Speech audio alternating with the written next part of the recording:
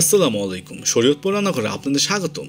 গরুর মাংস বোনার রেসিপি নিয়ে এসেছি, যেখানে গ্রাম্য পদ্ধতিতে সব মশলা একবারে মাখিয়ে রান্না করা হবে। চলুন দেখা যাক কিভাবে সহজে গরুর মাংস রান্না করা হয়।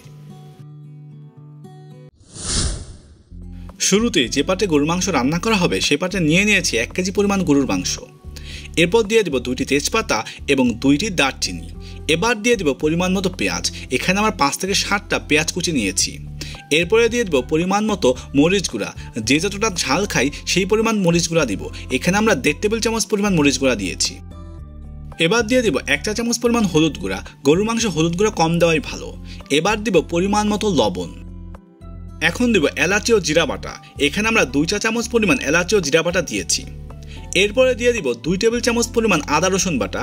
গরুর মাংসের পরিমাণের উপর আদা রসুন বাটা নির্ভর করবে। এবার দিয়ে দিব টক দই। টক দই সহজেই গরুর মাংসকে সিদ্ধ করতে সাহায্য করবে এবং সুস্বাদু করবে।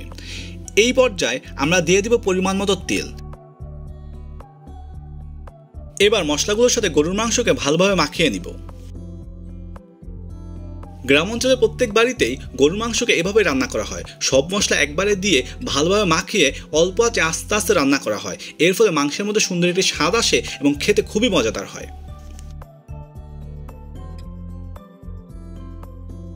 মাংস মাখানো একদম শেষ। এবার আমরা হাত ধুয়ে কিছুটা পরিমাণ পানি দিব। এই পানিতে আমাদের গরুর মাংস আস্তে আস্তে রান্না হবে।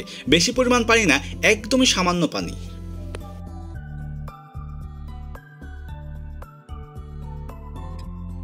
মাংস মাখানো একদম শেষ। এবার আমার মাংসের কড়াইকে চুলায় দিয়ে দিব এবং ঢেকে দিব। এরপরে মিডিয়াম আঁচে আস্তে আস্তে রান্না করব। রান্নার মাঝে মাঝে আমরা নেড়ে চেড়ে দিব যাতে নিচে লেগে না যায়। প্রায় 10 মিনিট পর দেখা যাচ্ছে মাংস থেকে অনেকটা পানি বেরিয়ে এসেছে।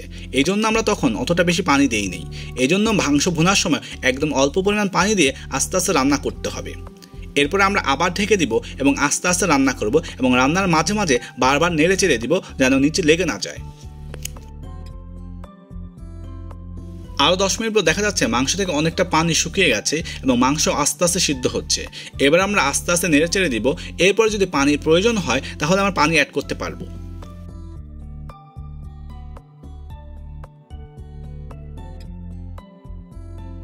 এই পর্যায়ে দিয়ে দেব 1 কাপ পরিমাণ গরম পানি।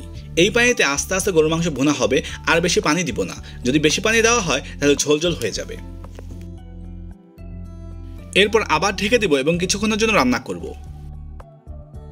আরও কিছুক্ষণ পর দেখা যাচ্ছে মাংসের মধ্যে ঝোল গাঢ় হতে শুরু করেছে। এবার আমরা মাংসগুলো আস্তে আস্তে নেড়ে চেড়ে দিব, দেখবো নিচে লেগে যাচ্ছে কিনা। এরপর আবার ঢেকে আরও কিছুক্ষণের জন্য রান্না করতে হবে।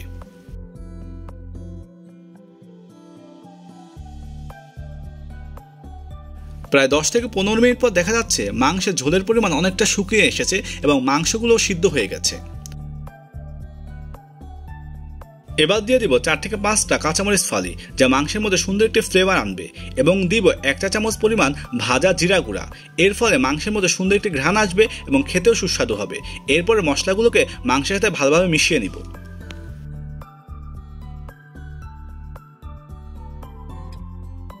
এরপর আরও 5 থেকে 7 মিনিট রান্না করার পর দেখা যাচ্ছে আমাদের মাংস অনেকটা হয়ে এসেছে। এরপরে আমরা নামিয়ে পরিবেশন করব।